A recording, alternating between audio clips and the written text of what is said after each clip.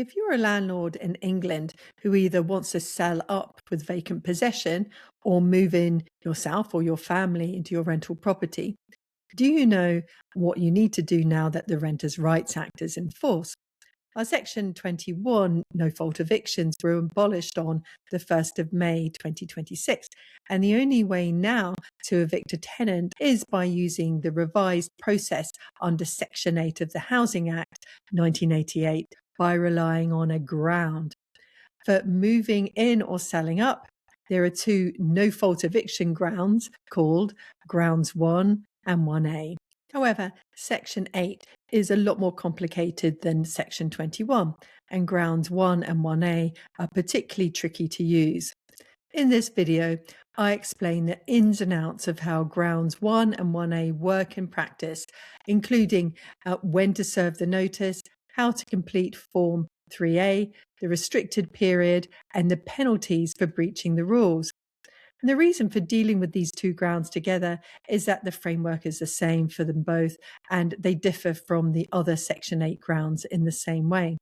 I'm Suzanne Smith, lawyer turned landlord, and I'm the author of the best-selling book, The Good Landlord Handbook, published by Penguin, which goes through every stage of the tenancy, explaining how we need to operate now.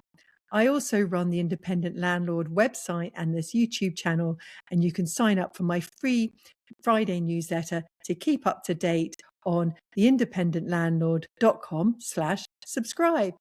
Right, let's start by looking at what each of the two grounds covers, starting with Ground 1. Well, Ground 1 is the moving in ground, and it enables a landlord to recover possession if they, their spouse or civil partner, and certain close family members wish to move into the property and to use it as their sole or principal home. So which family members do qualify for Ground 1? Well, it includes the landlord and their spouse, civil partner, the landlord's parent, grandparent or sibling, child or grandchild, and it includes the curiously termed half-blood relations, but does not include cousins, aunts or uncles. So can a landlord use Ground 1 if the landlord is a limited company? Well, no, because it's not available to the shareholders, directors and their close family.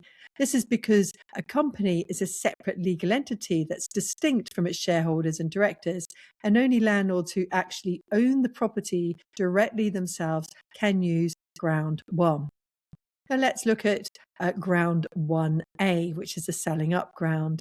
It's a brand new ground for possession for use when the landlord intends to sell a freehold interest in a house or a leasehold interest in a flat or a house. And the leasehold interest must be a long lease with a fixed term over 21 years. Ground 1A enables a landlord to sell with vacant possession and therefore attract the widest possible number of potential buyers. Until there's binding case law, it's unclear exactly how landlords will need to provide evidence of their intention to sell. And certainly, having had the property valued for sale recently and having instructed solicitors on the sale will be useful evidence. Don't forget that you can also offer to sell the property to your tenants before you put it on the market, and that would mean no void and no possession proceedings. And you can find out more on tenant2owner.co.uk. Also, you don't need to sell with vacant possession, and you could sell the property to another landlord with sitting tenants. Right, let's look at Form 3A. Once you're satisfied that you do qualify for either Ground 1 or 1A, and you have the evidence to prove it, you'll need to serve Form 3A on the tenants with at least 4 months' notice. You must use Form 3A and not another form of notice. You can serve it a notice at any point, but it must not expire until the first year of the tenancy has passed.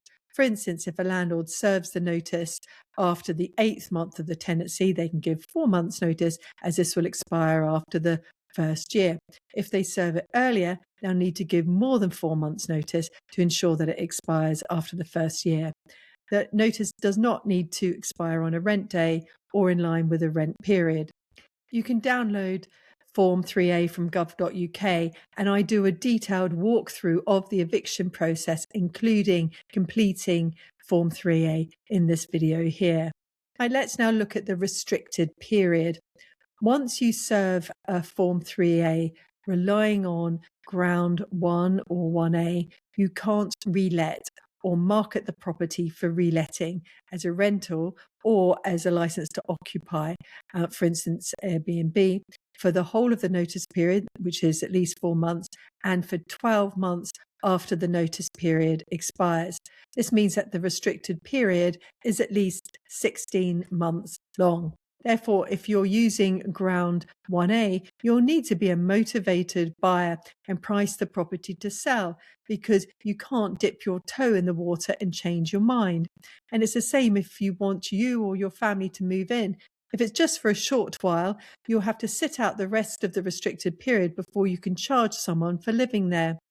And breaching this restricted period rule is an offence, and a landlord can receive a civil penalty of up to £40,000, and the tenants can apply for a rent repayment order of up to 2 years' rent as part of what Matthew Pennycook calls tenant-led enforcement. If you're a letting agent, you need to be very sure that you quiz landlords whether they've used Ground 1 or 1A when you take an instruction for a new tenant find, as it's also an offence for another to do it on their behalf. And so a letting agent will have a defence if they can prove that they took all reasonable steps to avoid contravening the rules. There is also another offence called misuse of Section 8 possession ground. And that involves when a landlord uses a possession ground knowing that you won't be able to get a court order for possession using that ground, or being reckless about it if the tenant then surrenders the tenancy within 4 months without a court order. For instance, the landlord may serve a notice relying on Ground 1 on the basis that a close relative will be moving in, whereas the person moving in is not one of the relatives listed in Ground 1. Another example is where a landlord relies on Ground 1A, claiming that they intend to sell, whereas in fact they have no such intention.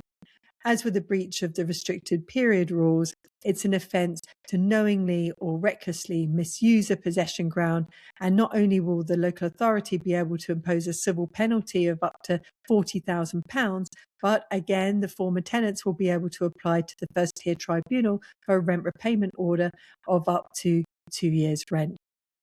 Grounds 1 and 1A are complex, and the consequences of getting them wrong are serious for the landlord and for a letting agent. And if you're thinking about seeking possession using Ground 1 or 1A, speak to a qualified specialist solicitor before serving a notice. The cost of getting it right by using proper specialist advice is almost always less than the cost of getting it wrong by winging it or using somebody who's unqualified. And you can watch my video on Form 3A and the eviction process here.